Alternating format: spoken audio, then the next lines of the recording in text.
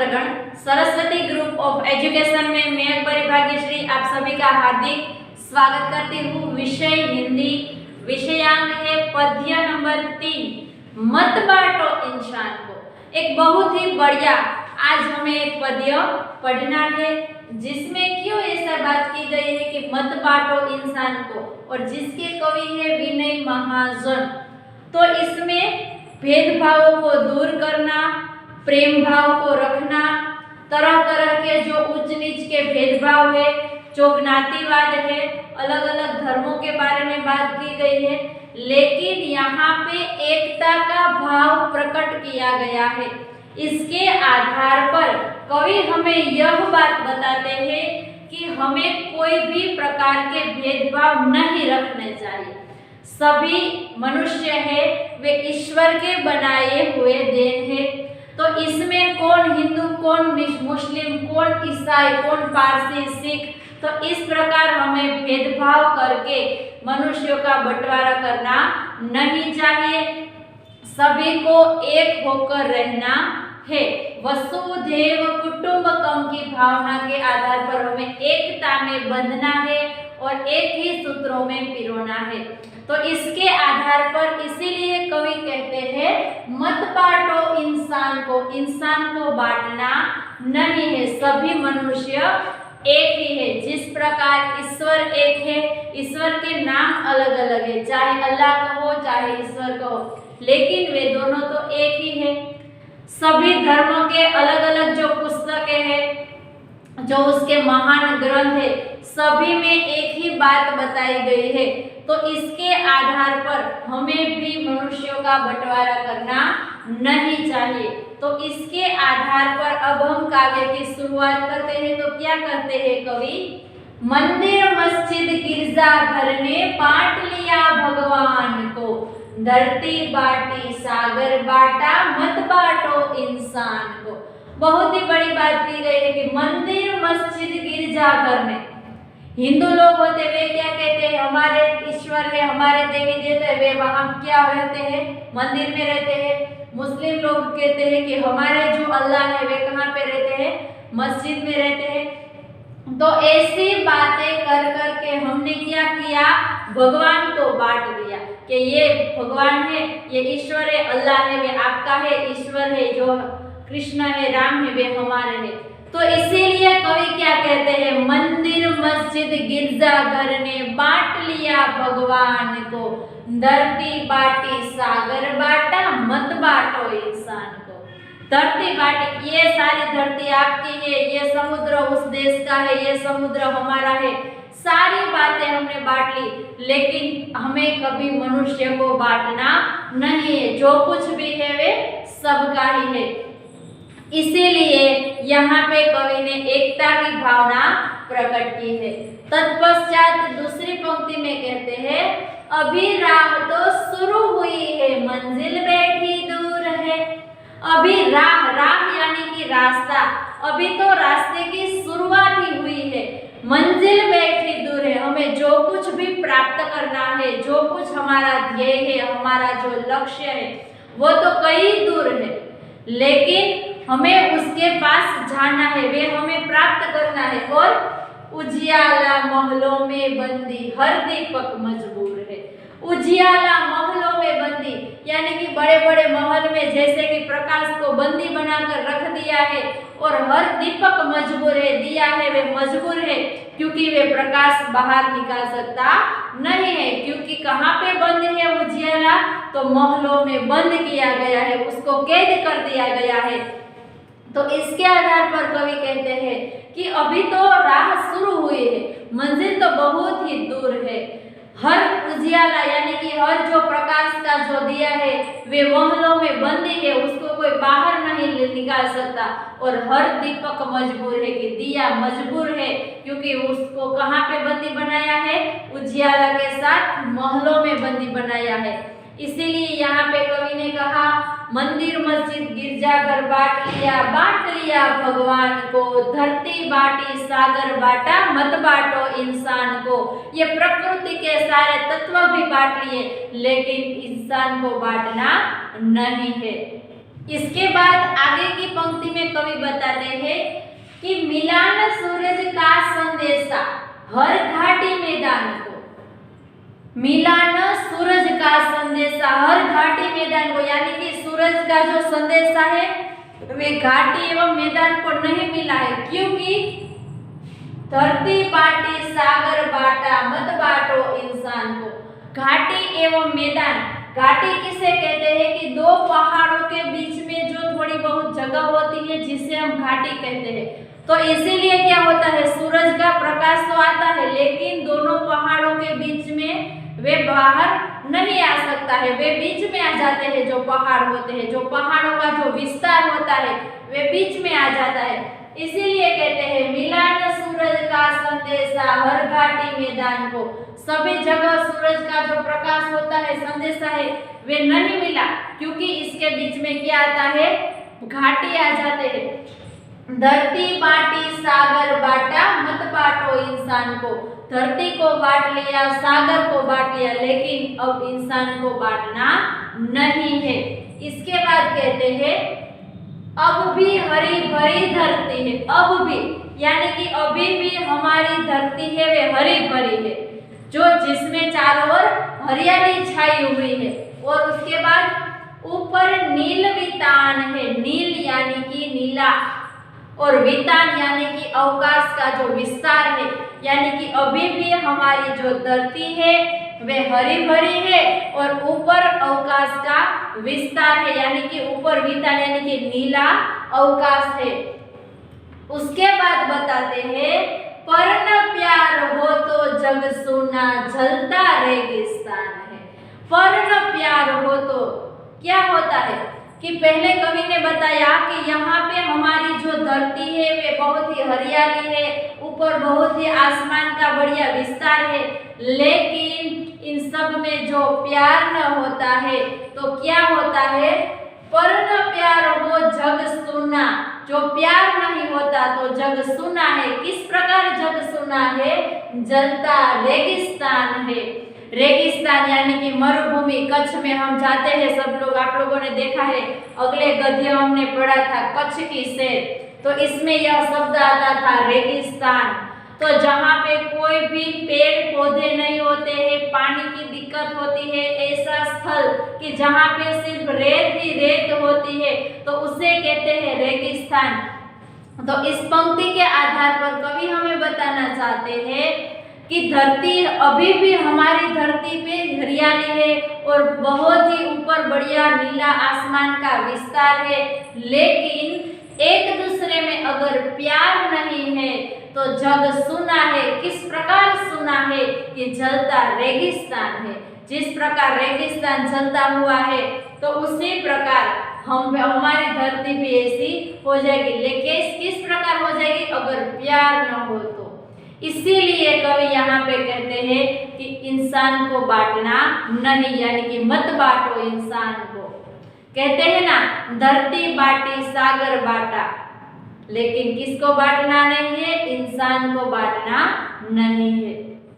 इसके आगे की पंक्ति में कवि कहते हैं कि अभी प्यार का जल देना है हर प्यासी चट्टान को। इसके आगे हमने देखा था, इस पंक्ति में कवि ने बताया था कि अभी धरती तो हरी भरी है लेकिन ऊपर नीला वितान है, पर न प्यार हो तो कैसा हो जाता है, जग सुना रेगिस्तान हो जाता है। तो इसीलिए हमें क्या करना है कि अभी प्यार का जल देना है हर प्यासी चट्टान को। अब चट्टान का अर्थ होता है बड़ा सा पत्थर। तो कवि यहाँ पे कहते हैं कि हमें प्यार रूपी जल ऐसे देना है, किसको देना है कि हर प्यासी चट्टान को, जहाँ पे ऐसा लगता है कि यहाँ पे रूखे सूखे पत्थर है, इसके आधार पर कवि ऐसा कहना चाहते हैं कि हमें सबके साथ घुल मिल कर प्यार से रहना है। इसके बाद कहते हैं कि धरती बाटी सागर बाटा मत बाटो इंसान को।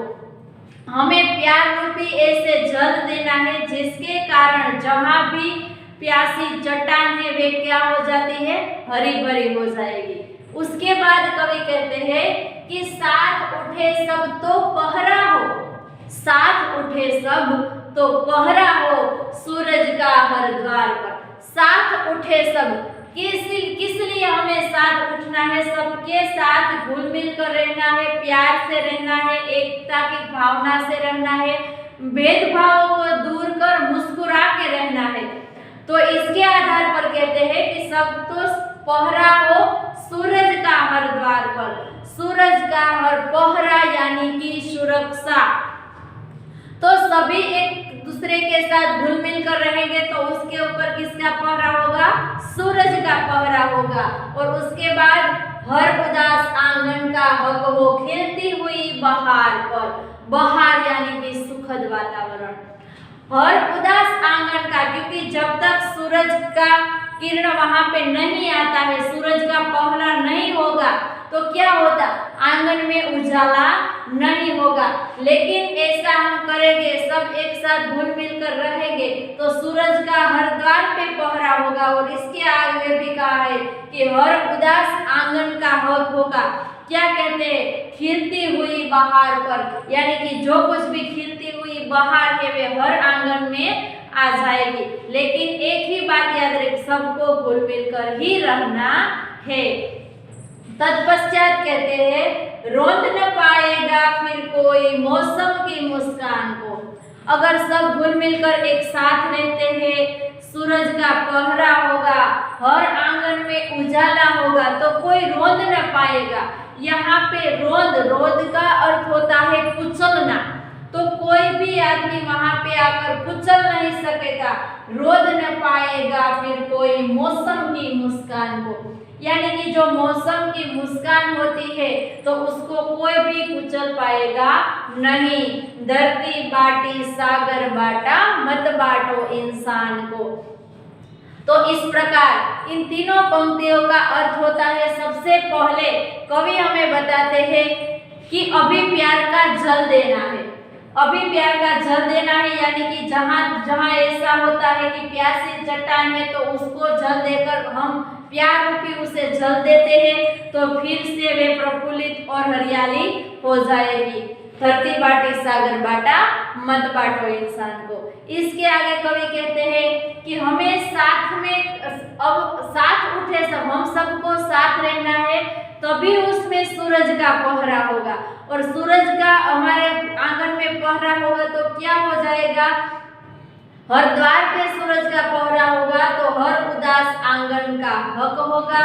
और जिसके आधार पर किस पे हक होगा, तो खिलती हुई बहार पर। और इसके आगे कवि ने लास्ट में बताया कि अगर सूरज का हमारे पर पहरा होगा, हर आंगन में तरफ बहार आएगी, तो जिसके आधार पर रोंद न पाएगा फिर कोई मौसम की मुस्कान को, कि हमारे जो मौसम की जो मुस्कान है उसे कोई कुचल सकता नहीं है।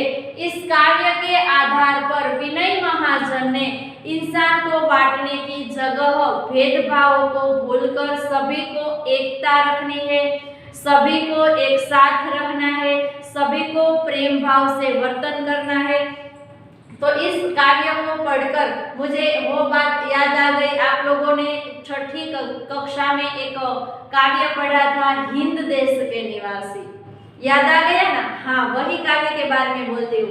इसमें भी कवि ने बताया था, हिंद देश के निवासी सभी जन एक है, हिंद देश के निवासी सभी जन एक है, रंग रूप वेश भाषा चाहे अनेक है, हिंद देश के निवासी सभी जन एक है।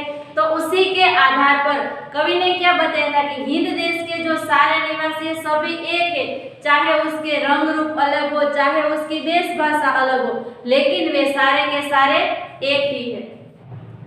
तो छात्र यहाँ पे क्या आया कि मैंने यहाँ पे बात बताई कि जिस प्रकार कवि ने यहाँ कहा है कि हमें सभी मनुष्यों को घुल मिलकर साथ में रहना है, एक दूसरे के प्रति विनम्रता भाव से रहना है, किसी के प्रति भेदभाव नहीं रखना है और सभी भेदभाव को भूलकर एक सूत्र में पिरोना है। तो इसके आधार पर यहाँ पे जो हमने आज पद्य पढ़ा है क्या है, मत बांटो इंसान को। तो यह काव्य है, हमारा पद्य है, यहाँ पे पूर्ण होता है। इसके भावार्थ के तौर पर मैं पूरे जो काव्य है एक बार फिर आपको बता देती हूँ कि इसमें क्या बताया कवि ने कि मंदिर, मस्जिद एवं गिरजा घर बांट दिए, भगवान तक को ही बांट दिया, लेकिन अब धरती बांटी, सागर बांटा, लेकिन मत बांटो इंसान को। मंदिर, मस्जिद, गिरजाघर अलग करके इंसान और ईश्वर को ही बांट लिया, प्रकृति के तत्व को ही बांट लिया, लेकिन इंसान को मत बांटो, ऐसा कवि हमें सुझाव देते हैं। तत्पश्चात कवि कहते हैं कि अभी राह तो शुरू हुई है, मंजिल बहुत दूर है। हमें जहाँ पे पहुँचना है वे उसकी तो हमने शुरुआत ही की है, हमारी मंजिल तो बहुत ही दूर है। उजियाला महलों में बंदी है, हर दीपक मजबूर है। क्या कहते हैं कवि कि उजियाला यानी कि प्रकाश को बाहर निकलना है, लेकिन वो कहाँ पे बंद है? महलों में बंदी बना हुआ है, क्योंकि महलों बंद है, जिसके कारण हर दीपक, हर दिया मजबूर है, क्योंकि वे उसका प्रकाश बाहर निकाल सकता नहीं है। इसके बाद भी कवि ने कहा, मिला न सूरज का संदेशा हर घाटी मैदान को। मिला न सूरज का संदेशा यानी कि सूर्य का जो संदेशा है किसको नहीं मिल सका? घाटी और मैदान को। क्योंकि घाटी का अर्थ क्या होता है? क्योंकि पहाड़ों के बीच का जो समतल स्थान होता है, तो वहां पे सूरज का संदेशा नहीं पहुंच पाता। धरती बाटी, सागर बाटा, मत बांटो इंसान को। इसके बाद आगे कवि ने बहुत ही अच्छी बात की गई कि अभी धरती हरी भरी है, अभी जो धरती है वे हरी भरी हुई है, ऊपर नीला आसमान है, आसमान यानी कि अवकाश का बहुत ही बढ़िया विस्तार है, ऊपर आसमान है, लेकिन पर न प्यार हो तो जग सुनना जलता रेगिस्तान है। लेकिन अगर एक दूसरे मनुष्य के बीच में प्रेम भावना नहीं होती है तो क्या होता है? संसार है वे जो सुना हो जाता है, और किसकी तरह सुना हो जाता है? जिस प्रकार जलता रेगिस्तान होता है। रेगिस्तान में नहीं पेड़ पौधे, पानी कुछ भी नहीं होता है, तो ऐसा हमारा जो इंसानों के बीच का जो माहौल है वे ऐसा हो जाएगा, प्राकृतिक तत्वों के रूप में भी ऐसा हो जाएगा, क्योंकि एक दूसरे के प्रति प्यार नहीं है इसलिए। लेकिन हमें ऐसा नहीं करना है, एक दूसरे के साथ घुल मिल कर रहना है। इसके बाद कवि ने कहा, अभी प्यार का जल देना है हर प्यासी चट्टान को, यानी कि हमें प्यार रूपी ऐसे माहौल क्रिएट करना है जिसके आधार पर जो प्यासी चट्टान यानी कि जो बड़े बड़े सूखे पत्थर होते हैं उसमें भी प्यास हो, इसमें भी जल देना है। धरती बाटी, सागर बाटा, मत बांटो इंसान को। अब इसके आगे कहा है कि साथ उठे सब तो पहरा हो सूरज का हर द्वार पर। अगर सभी लोग साथ उठे, सभी भेदभाव को भूलकर सब एक सूत्र में पिरोए, तो सूरज का पहरा हर द्वार पर हो सकता है, और हर उदास आंगन का हक हो खिलती हुई बहार पर। यानी कि जो उदास आंगन है जिसके ऊपर सूरज का पहरा नहीं है, यानी कि सुरक्षा नहीं है, वे सभी आंगन का हक है। किस पे हक है? खिलती हुई बहार पर, यानी कि सुखद वातावरण पर सभी का हक है। लास्ट पंक्ति में कहा है, रोंद न पाओगे फिर कोई मौसम की मुस्कान को। रोंद न पाओगे, रोंद यानी कि कुचलना। अगर ऐसी परिस्थिति आए, सभी लोग मिलजुल कर रहने लगे, तो कोई भी ऐसी परिस्थिति नहीं आएगी कि जिसके कारण कोई भी मौसम की मुस्कान को रोंद पाए। इसके अतिरिक्त इस काव्य में यही भाव प्रकट होता है कि हमें सभी के साथ घुल मिल कर रहना है, इंसान को बांटना नहीं है। चाहे कितने सारे धर्म हो, कितने सारे लोग हो, तरह तरह ज्ञाति के हो, तरह तरह धर्म पालने वाले हो, फिर भी हम सब लोग एक इंसान ही है। तो छात्र, इस पद्य का होमवर्क भी इसी वीडियो में है, जिसको आप जिस प्रश्न दिए गए उसको आपके उत्तर लिखने हैं। तो छात्र, यहाँ पे इस पद्य का होमवर्क दिया गया है, इंसान को बांटने का क्या अर्थ है। दूसरा प्रश्न है, लोगों ने अपने भगवान को किस प्रकार बांट लिया है। और तीसरा है, चट्टानों की प्यास कैसे बुझाई जा सकती है। तो इन तीनों प्रश्नों को आपको एक बार होमवर्क में लिखना है।